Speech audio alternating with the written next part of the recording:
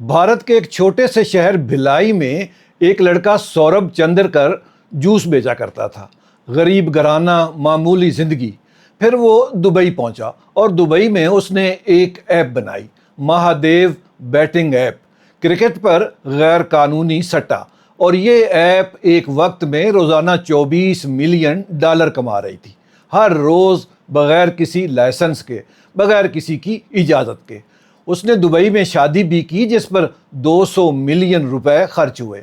بالی would کے فنکار private jets پر Dubai پہنچے اور پھر بھارت کی انفورسمنٹ ڈائریکٹوریٹ نے اس شادی کے تناظر میں سوربھ کا پیچھا کرنا شروع کر دیا تو پتہ چلا کہ برج خلیفہ کے اندر ہی اس کے 7 اپارٹمنٹس تھے، اس کے کئی ولاز تھے، قیمتی گاڑیوں اور پرائیویٹ جیٹس کی ایک لائن لگی ہوئی تھی۔ اس کی ٹوٹل 1700 کروڑ روپے کی جائیداد پکڑی گئی۔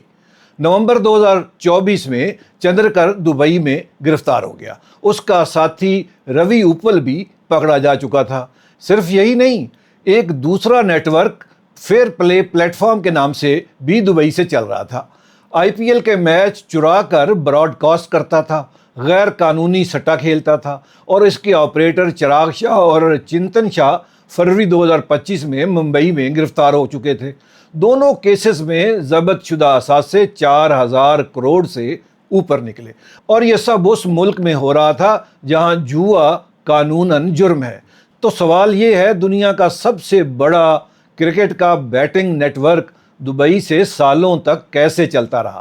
دنیا کی سب سے مہنگی گھڑ دوڑ ایسی جگہ کیوں ہوتی ہے جہاں ایک بھی قانونی شرط نہیں لگائی جا سکتی؟ اب ہم آتے ہیں لاس ویگس کی مشہور کسینو کمپنی ون ریزارٹس کی طرف۔ یہ کمپنی اس وقت متحدہ امارات میں ایک کسینو تعمیر کر رہی ہے جو لاس ویگس کے اپنے کسینو سے بھی بڑا ہے۔ جواب پیچیدہ نہیں، لیکن اسے سمجھنے کے لیے آپ کو یہ جاننا ہوگا کہ اس خطے میں طاقت اور قانون کا آپس میں کیا رشتہ ہے۔ امارات کا قانون ہمیشہ سے صاف ہے، جوا جرم ہے، 2 سال قید، 20,000 درہم جرمانہ، دوسروں کے لیے جوئے کا اہتمام کرو تو 10 سال کی سزا۔ یہ اسلامی شریعت کی بنیاد پر بنا ہوا قانون ہے، کوئی اس میں ابہام نہیں، کوئی استثناء نہیں۔ پھر 2025 میں امارات کی حکومت نے ایک نیا سول ٹرانزیکشن لا جاری کیا۔ اس قانون کے اندر بغیر کسی اعلان کے آرٹیکل 1012 سے 1021 تک جوئے کے معاہدوں، ان کی کالعدمی اور نقصانات کی واپسی سے متعلق پورا باب خاموشی سے حذف کر دیا گیا۔ نئے قانون میں ان کی جگہ کچھ نہیں آیا، کوئی پریس کانفرنس نہیں، کوئی اعلان نہیں، جوئے کا باب بس ختم ہو گیا۔ اور اس کی جگہ لی ایک کمرشل گیمنگ ریگولیٹری اتھارٹی نے، جس کو GCGRA کہتے ہیں، جو 2023 میں قائم ہوئی۔ اس کا کام یہ طے کرنا تھا کہ کون قانونی طریقے سے جوا کھیلے اور کون اس کام پر جیل جائے۔ دسمبر 2025 میں اس نے پہلا لائسنس جاری کیا، پلے 971۔ یہ امارات کا پہلا قانونی on line batting plate form تھا۔ پابندی تو ختم نہیں ہوئی تھی، وہ لائسنس میں بدل گئی۔ یہ دونوں الگ چیزیں ہیں اور فرق اربوں ڈالر کا ہے۔ اب ہم بات کریں گے اس کیسینو کی جو المرجان آئی لینڈ میں بن رہا ہے۔ یہ $5 ارب کا منصوبہ ہے، راس الخیمہ کے المرجان آئی لینڈ پر تعمیر ہو رہا ہے۔ اگلے سال 2027 کے شروع میں ہی، فروری یا مارچ میں، یہ عام پبلک کے لیے کھل جائے گا، عام ٹورسٹ کے لیے کھل جائے گا، اور یہ امارات کا پہلا مکمل کیسینو ریزارٹ ہوگا۔ اب ذرا تھوڑا سا پیمانہ دیکھیں، اس کا گیمنگ فلور 25,000 مربع فٹ نہیں ہے، یہ 2,25,000 مربع فٹ ہے۔ لاس ویگس میں ون کے اپنے کیسینو سے بھی بہت بڑا ریزارٹ 60 ہیکٹر بیچ فرنٹ پر ہے، 420 meter private beach, 12 swimming pool, گہرے پانی کی marina, theatre, luxury retail village, 16 restaurant اور 6 بار۔ ٹاور 300 میٹر سے بھی اونچا ہوگا، پورے امارات کی بلند ترین عمارتوں میں سے ایک ہوگا۔ ون ریزارٹس کا اندازہ ہے کہ یہ ایک پراپرٹی سالانہ $1.3 ارب کی گیمنگ ریونیو دے گی، اور آپریٹنگ ریونیو تو $1.5 ارب سے $2.25 ارب کے درمیان ہوگا۔ اس پر 10 سے 12% ٹیکس امارات کی حکومت کو جائے گا۔ ون کے CEO کریگ بلنگز نے خود کہا، آپ اس مارکیٹ میں چھوٹا کیسینو نہیں بناتے جہاں آپ کچھ عرصے تک تو اکیلے ہی آپریٹر ہوں گے۔ حالانکہ ون ریزارٹس نے راس الخیمہ میں ہی دوسری پراپرٹی کے لیے زمین پہلے ہی الگ کر لی ہے۔ ون کے ساتھ ساتھ MGM ریزارٹس نے ابوظہبی میں لائسنس کے لیے درخواست دے دی ہے۔ GCGRA نے طے کیا ہے کہ ہر امارات میں ایک کیسینو کا لائسنس ملے گا، سوائے شارجہ کے جس نے انکار کر دیا ہے۔ راس الخیمہ میں آنے والے سیاحوں کی تعداد 2023 کے 47 لاکھ سے بڑھ کر 2030 تک 96 لاکھ ہونے کا اندازہ ہے۔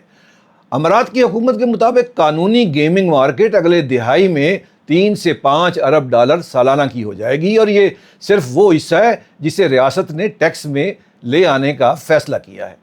یہ سوچ کوئی نئی نہیں ہے، اس سے پہلے میدان ریس کورس کو ہی دیکھ لیں۔